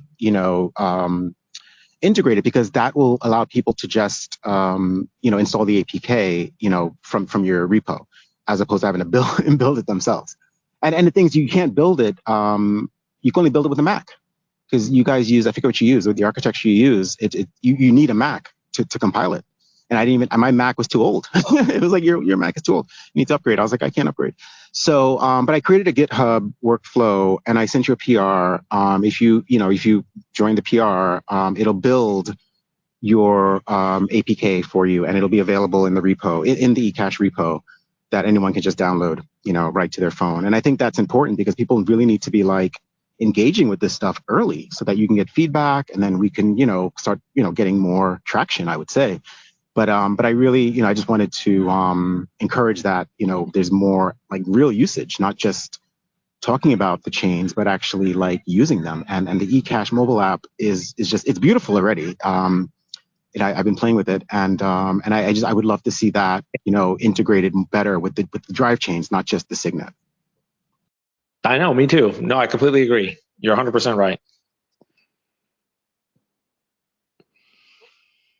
Look at Set Scholar. And then again, I really have to go at 4 this time, so we only have 28 minutes. So if anyone wants to say something, just hop up quick. I just want to say that I have to run. I have some good news, actually. My father is getting out of the hospital. I don't know if I told everybody this the other day, but he was getting his pacemaker in. He had all sorts of heart issues and blood pressure issues. He's been in the hospital for about a week now. I just got the phone call. He's getting discharged. So today's a good day. Oh, that's good. Yeah, it's great. It's good news. So he's going to be home this weekend. He missed Father's Day. He was real upset about that. But he'll be home today, and he'll be home this weekend. So treat him out for something nice.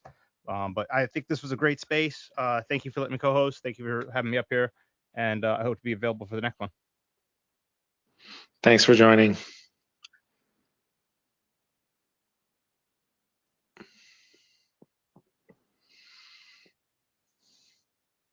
Okay, we got decentralized, no E. Now we're going to go wild, I can tell. I'm Degentralina this week. I had a sex change. So if you guys feel like sucking on my toes, my OF link is in the bio. No, so question. Sorry, we talked about this last week. Based on Saylor's most recent performance, do you feel any different yet about giving him 5% of the supply to dump on your head? Because he's going to be down bad, Paul. And you know that 5% is going straight into the fucking order books, my guy. So is there a reason we're just going to, sleepwalk our way into giving away 20% of the supply to retards like Saylor? I think he's going to sell, and it's going to crater the price, and that means that Saylor is going to get only a tiny, tiny amount for all his eCash, and then he'll be barred from the eCash realm. Option 2 is you take it and you use it in the Treasury format and don't let it become worthless, sold into the market. Like there's not really an upside here in giving this guy 5% of the supply. He's not. Well, okay, but do you know we need it in order to actually do something about it, which I would almost certainly not do. But even if we wanted to, we need a list of all the UTXOs that we know are his. No, just get so the without main that, you couple can't even ones, do anything. You just get most of it. It's fine. You just get 3%. Well, do you have that list? Where's that list? I'm sure there's an address list for some. Well, could someone find it? That would help move the conversation. If we find it, can we bring this up? Yes. Is this a community thing or is this a Paul thing? Can't really bring it up until we find the list, which I'm kind of doubt. But I have a little bird that told me this and that because you're not the first person to make this joke. A little person, oh yeah, why don't you try looking over here? Why don't you looking over that? So there were some clues, but yeah, it would need to be like very, very, very, very, very demonstrable. And the reason we would take Saylor's coins is not just because it's because he's, kind of like, it would be, the reasoning would be something along the lines of he is actually not a Bitcoiner. He doesn't want Bitcoin to succeed, and he doesn't want, or he doesn't know any better. So he's become a danger to himself and others. That would be like the I just feel like I don't know, like he has nothing to do with the network. Like you would get more usage even if the tokens all get sold I mean, he anyways. bought fair and square, though. He bought the same coins. We got to Bitcoin. respect everyone's property rights. And it's not really fair and square. Could you and I issue a completely worthless junk bond? No. So is it really fair and We square? can, I but don't know about that one, bro. depends on how much we can release a junk bond for $100, and will we sell it to anyone for $100 in cash? Is the question. Whereas he could sell his for like $80 in cash or whatever they did. Well, I just whatever want to, the if it doesn't happen, I just want to say, can we get a list of the names? Me, Dave Toshi, a couple other intelligent individuals, high IQ, high big cock motherfuckers, so that when it all goes bad and Michael Saylor's address is found to have sold all in one clip, then we could come back and be like, okay, can we have That's advisor fair. roles now? I think accountability is good. I'm in favor of accountability. That's fair. I'll leave it at that. But I still think every week I'm going to ask you, and every week Master is going to be down and strategy is going to be down. That actually going to help? And I'm going to say, hey, Paul, think about the thing, that's all I got to say. I'll be nice to everyone today. Okay, fair enough. No, I don't think it's great that I would prefer it if Michael Saylor wasn't involved with Bitcoin at all. I think the price would be much higher. A lot of people say, oh, where would we be without? We would be in a much better position. Did you see his tweet the other day? He was talking the opposite. He was saying without companies like Strategy, Bitcoin would never have pumped. Some shit like that. Like, yeah, what? I completely disagree 100%. And, don't let the door hit you on the way. Like, that's the thing is he thinks he's so essential. He's entitled to that opinion. I have basically the opposite opinion. I think he doesn't know like what makes Bitcoin valuable.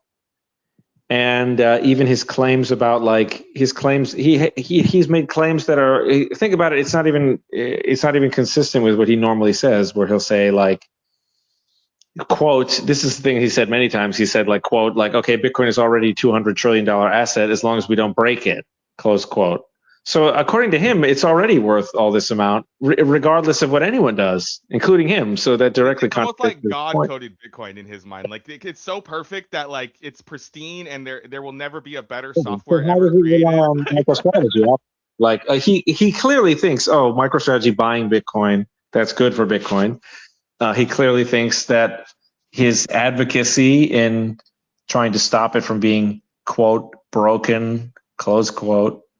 He clearly thinks that's good for. So he has a philosophy about what makes Bitcoin good, and he may be too stupid to realize that's like what he's saying. But I don't know. Option 2, Paul, is this: everyone in the top 50 addresses on the whitelist or on the claim list, you time lock their shit automatically with your Bitcoin script.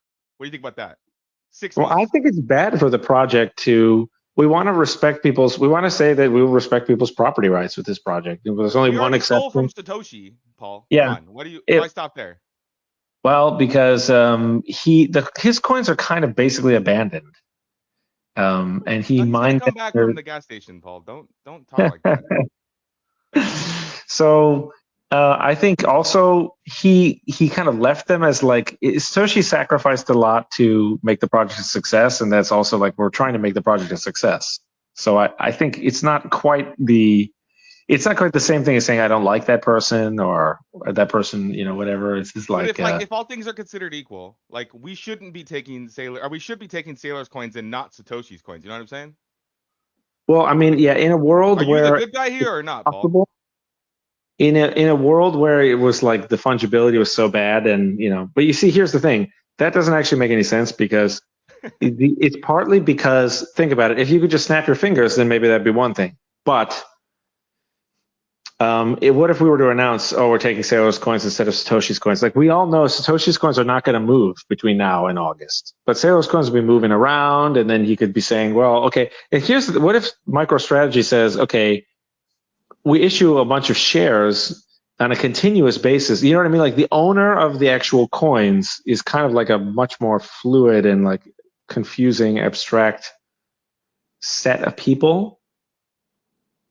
If that makes any sense, like, you know what I mean? Like it's like where there's just one owner, there's like, okay, what about the people who own Stretch or the bonds or the convertible debt or whatever? So it's like, it's just kind of too confusing Okay, I to found you a even wrap list. your head around. You just got to talk to Arkham. They know all of the addresses.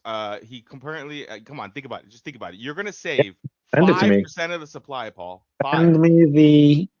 Send me the list, and I will look. I think you I'll gotta look into- have an Arkham account, which I don't use because I'm not a Fed. But does that it's help? in this thread. It's in this thread above, though. I pinned it up top. Okay, I will look into it. Thanks, boss. I'll shut up now. You can go back to the boring technical people or whatever. Harry, come ask some stupid technical questions, Harry. I didn't fall We asleep. got 20 more minutes. I actually do have another technical question. Okay, great. Yeah, I know it's not appropriate. I'm not on Telegram, as you know. But that is actually the issue. Is because I want to really be like more, I guess, engaged with like your repo and issues and stuff like that. And I'm trying to like kind of get more sense of like your trajectory, your goals, and like when you want things done and how they're getting done and whatnot. But I know you obviously have this bug bounty thing going on. What's like, because like for me, I saw a few messages in your issues already that other people, same as me, don't have Telegram. Like, what's the alternative for people that want to participate? Because I submitted them, not really sure if you would even accept them because I can't do the whole Telegram dance.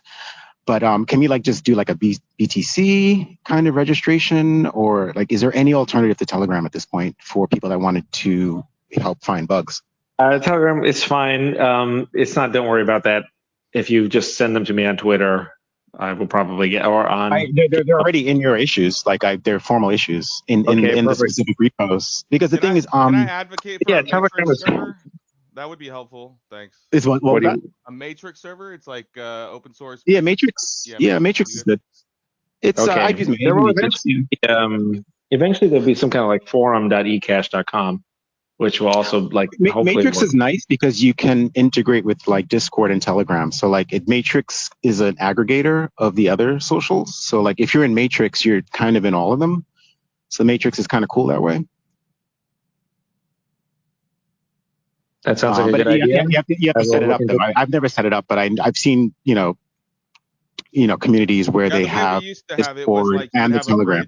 You can have it bridge between everything in a single channel, so it's like one giant IRC looking chat, but it's like it's feeding in the Discord and the Telegram messages. Exactly. And it's like tagging the users that were saying it. Exactly. So you don't get like the Telegram features or the Discord features. It's just like IRC, like you said. It's just very raw, but at least you get the conversation. Yeah, but you get the self-hosted server. Like Paul, you could just have a self-hosted instance of like you guys manage the chat background. You don't have to rely on Discord to shut you down or your shit get deleted or whatever. Yeah, that sounds like a very good idea. And then the last thing, Paul, I know you said you're going to exit, exactly at 4. I swear this is the last thing, but I did, one of my bugs is regarding new drive chain proposals. And I did see another issue just a couple of days ahead of mine for the same thing. So I realized like it's definitely an issue where it's not hitting the signet. The L1 is not showing any drive chain like proposal activity because I've submitted mine 3 times and it hasn't shown up. Yeah, but it has to show up. You have to mine one block, and with the signet you can't mine any blocks. So I think that's probably what's going. It might be a bug, but I don't think so. The signet server is very unusual. So normally you need at least one person to mine the M1 transactions for anything to show up at all. That's by design. That's perfectly correct. But if the server doesn't do it, then you'll never get an M1. You'll never get any M2s. So then it just won't show up, which is exactly what. At the very least, then you should probably change the messaging, which I put all this in the issue, because the messaging does not. The messaging is leading you to believe that you're done. And there is a message. There's a nice message that comes up when you submitted it, and I screenshotted the message so you can see it. But the messaging then would have to change to let you know that there's still more to do. Yeah, okay, that's good. That's very helpful. We will change that. And it is better though if people are in the I know that you don't like a Telegram, but we'll get that. We'll get Matrix and Discord. We'll get all that stuff. We'll turn all that stuff on at some point. Hopefully soon. Yeah, thanks so much. Appreciate it. Thank you. Thank you.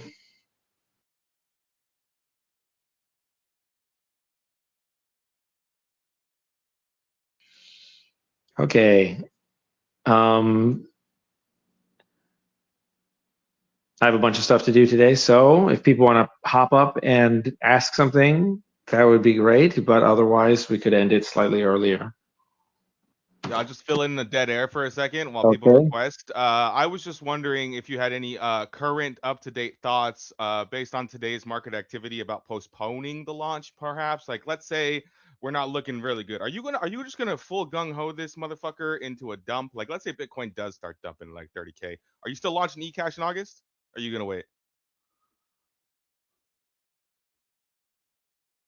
I don't think the price would be a reason. I think it would be if we are like if a lot of people like if I got like some kind of message that said like, oh yeah, like Coinbase wants to list the coin, but they need like another month or something. So what I would do is if there's some kind of problem, if there's a good reason, we would delay it one time, probably by like 2 months. So that'd be like the only delay. So it's either like late August or like late October. Late October sounds pretty bullish, Paul. I don't know. I got to consult with Aaron, my the great astrological chartist. Like if this isn't a triple bottom on Bitcoin, we are going to go try to liquidate your best friend Saylor, I think, maybe, right? Like, why not? I think, fuck it, right? I mean, I hope that Saylor, maybe he will like stop talking so loudly after all this, which would be that'd be very bullish for Bitcoin. I don't know. But yeah, I think so. That's the situation is like, cause I don't want it to be like, oh, let's delay 10 minutes. Eventually people will get fatigued and annoyed by that. So if there's going to be a delay, there's only going to be one delay to end them all. And right now, I think late August is still fine. But you never know. We have to do some better tests. So as I think I mentioned, we will be doing like a couple like fake hard forks where it's basically like as if the hard fork happened like yesterday. And then we'll be able to see like, okay, how prepared is everyone really, including ourselves. So we'll see how far along we are.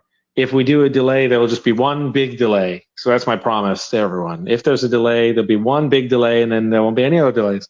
So that's the situation. I don't think it would be because of the price. If anything, if the price is super, super low, I would be thinking, oh, I can now explain to everyone, hey, BTC is crashing and burning, so this is like the lifeboat. This is the life raft. That's the judo we need, Paul. That is the judo, okay? The internet judo that you are going to need for the next 5 years of your life to make us all millionaires, goddammit. No, but in all fairness, I think there's opportunity when Bitcoin is sort of facing this identity crisis. You should not launch when Bitcoin is thriving, especially if it's a UTXO fork. I think if Saylor is going to get liquidated, there's going to be a lot of disillusionment and questioning that will be happening in the community. And I think eCash has the right solution for it. So unless there's an awakening in Bitcoin and people start activating opcodes and letting builders do their thing, I think eCash sort of has the solution for whatever it is that will be coming in the next few months in Bitcoin. And the timing is perfect. Like, you couldn't ask for anything better. If you launched in the middle of a bull market when everything is going up, it would be harder to justify the existence of a new coin. But I guess it's the perfect storm for this. Hey, I've got a question. Someone said something earlier about time locking like BTC. I just want to know, what would be the point of time locking it if you're not time locking it and getting anything in return for it? Say so, like a the time lock would be like stable. a forced time lock on the launch system, like a vested lock. Like it'd be like, okay, we know you're gonna dump on us because you guys are all broke cucks, but wait 3 months and let us get some market activity before you completely destroy the chart on day one. Like, because they're all gonna come out of nowhere. Like you could even be like, if balance is fucking 1,500 Bitcoin or whatever, then lock it. Don't lock anybody else's stuff, right? You could do that because he has control of the Genesis block, and he could, he's already kind of doing some funky magic, so he could do some more funky magic. I know he's not going to do that, and it was just a joke. But the idea being that like the people that we're giving 70% of the supply to already hate you guys. You understand that? Like, trust me, I was there for every Bitcoin fork ever, and every one of you fuckers is gonna dump on me again, and I'm okay with that. But I don't know if you guys get the game yet. You guys think, oh, we're gonna get this Bitcoin airdrop and it's gonna be sick and it's gonna go up. No, dumbasses. 50% of the supply with 2% of the liquidity is not good math for pumpage, right? So all I'm trying to get at is people like Saylor, people like, any of these large Bitcoin companies that are anti altcoins automatically right out the gates, like, the NVKs of the world, fuck them. Take their Bitcoin. That's my point. Or make them wait. Don't let them just dump day one. Like I know this is a Bitcoin fork and we have to do things in the Bitcoin world, but I think one thing and this is somebody that has forked Bitcoin long before today, and I'm still managing blockchains and everything. But the point is, we make this mistake that it is still 2017. It is not still 2007. It is now 2026, my guys. Okay, got to update a little bit sometimes, right? That's all I'm saying. Now, don't you think that's a little fucked up and somewhat, because you got to think about it. Bitcoin is basically a mass cheap asset now, This is not Bitcoin. This is eCash. eCash. Well, whose Bitcoin is going to get converted to this eCash is the question. Everyone that wants to claim it, basically. Yeah, I and just like to let's say reiterate that I don't. exchanges participate and users don't even know that their Bitcoin is about to be converted to eCash. Don't you think that's a little fucked up? It gets duplicated. Yeah, Well, they shouldn't. it's mystery, fake magic. Yes, in my opinion. Magic. Yeah, it's pretty much magic. And someone said something about Satoshi not moving his coins.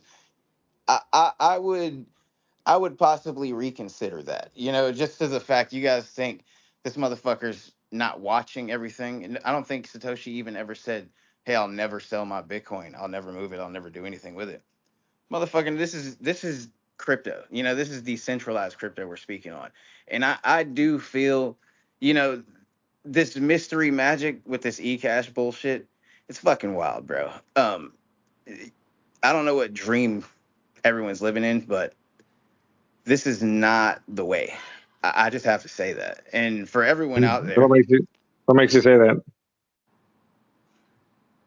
just imagine, like, going back to let's say the exchanges are participating in this, and everyone who's been stacking sats for the past couple of years, all their Bitcoins just magically converted to this eCash. No, dude, it's free money it's like based on your Bitcoin balance. They're printing a whole new chain. It has nothing to do with Bitcoin other than it's using the data of Bitcoin holders to print the new chain, basically. That's what you're getting. You're not duplicating, taking anything from anybody.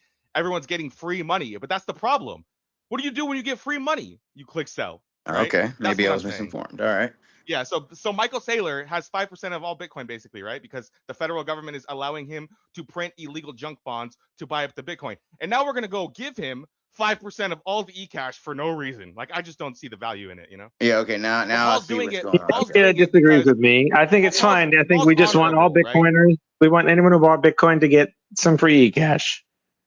Because Michael Saylor is not a Bitcoiner. He is a federal agent. I agree, but here's the thing: we're saying he's on the good team until he sells. Then he's determined. He's chosen to leave. He's left paradise. The gates of hell open from the inside. And then I don't remember who said that, but I think a German philosopher. Did you guys know that Digibyte is 40 times faster than Bitcoin, and actually is working on something with time lock called the DigiDollar, the world's first truly decentralized stablecoin? I think everyone should check that out. Doesn't sound accurate. But maybe. Okay. Yeah, sure. Yeah, so I'm pretty sure new shares was the first actual... Okay, anyways, go ahead. Sorry. We got to get to... Because it's only 6 minutes. We got to get to regular Marek. Marek or whatever. Hey, Paul. I think it would be good marketing to confiscate Saylor's coins. Sorry, Robin. I said I think it would be good marketing to confiscate Saylor's coins.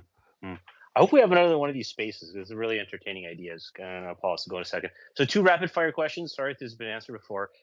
Should builders interpret, I understand from my, did a bit of reading, that the block size is going to be reduced. Should builders consider that like hostility of the chain towards like ordinals and runes? And second question, would you ever consider reactivating opcat and opmul?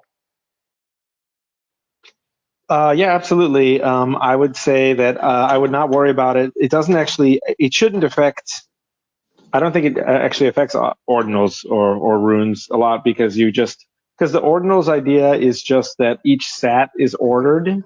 And so the block, it advances, the ordering advances a certain amount in each block, but it doesn't actually make any difference. So I don't even see why it would be considered hostile. Well, And I would imagine all the activity. less room for monkey JPEGs, right? So it's not. So that's a Mhm. no.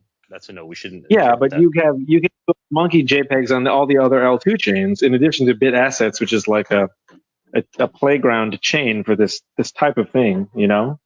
So I think it's more pro. I think by far, eCash and Bit300 is more pro ordinals, more pro fun, certainly than Bitcoin Core or Bitcoin Knots. I think we would be the leader in being welcoming to all people, no matter whatever weird stuff they want to do with the blockchain. That's kind of like what we're all about, is doing weird stuff with the blockchain. So, and then second part of the question, I already forgot what it was. What was it? It was. Would you ever consider reactivating OpCat and OpMol? Oh yeah, no, Opcat's great. We have one of the new chains that a friend made, so made by a fan, is his Elements chain. This is basically like Bitcoin Core. It's a lot like Bitcoin Core.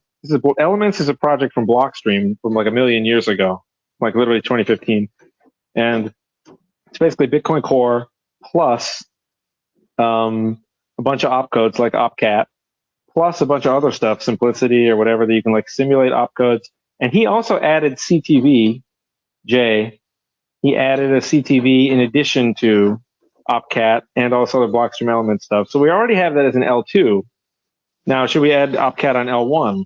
Well, I think yes. I think L1 should have, in particular, L1 should have vaults, but we're not going to get that anytime soon because I'm determined that L1 should mostly copy Bitcoin Core so we don't have too many points of comparison between the two. And as a result, L1 will probably not have OpCat unless BTC adds OpCat, in which case we'll just continue to copy Bitcoin Core.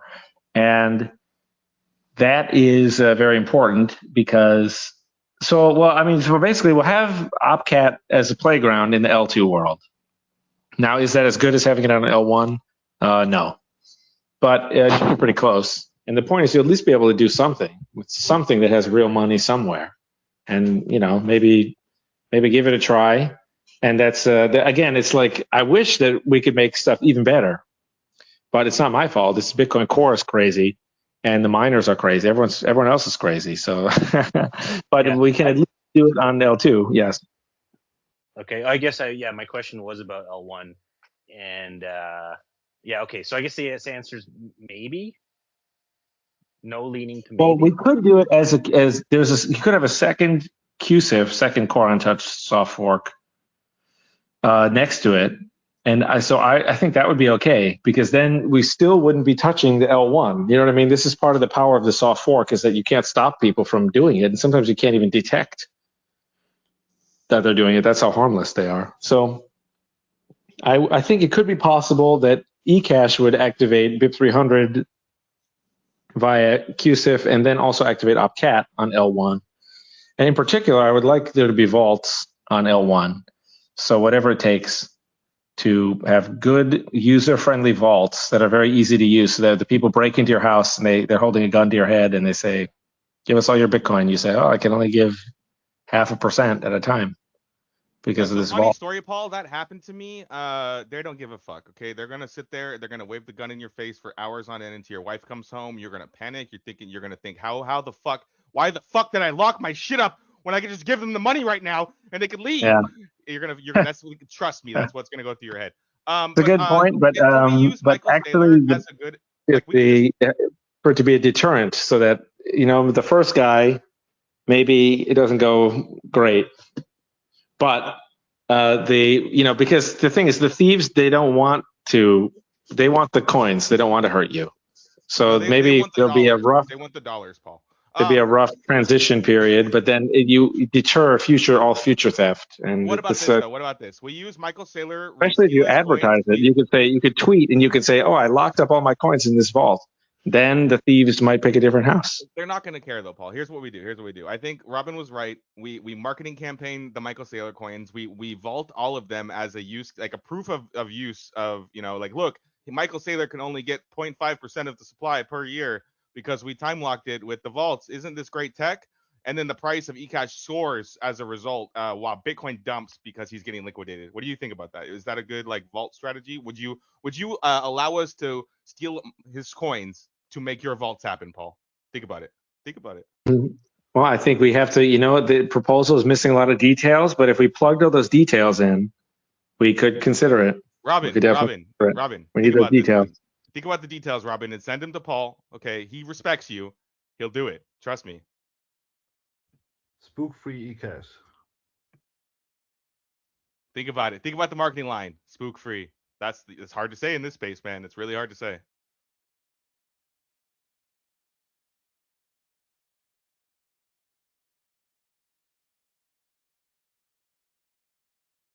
Okay. Well, as I said, I have to go.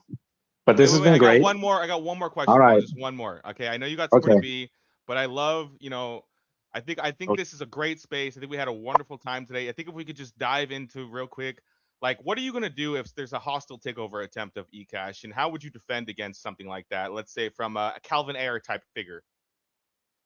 Did I mute this? Can you still hear me? I can hear you.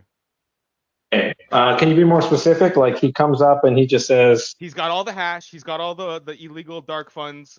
He's got some friends on his side again.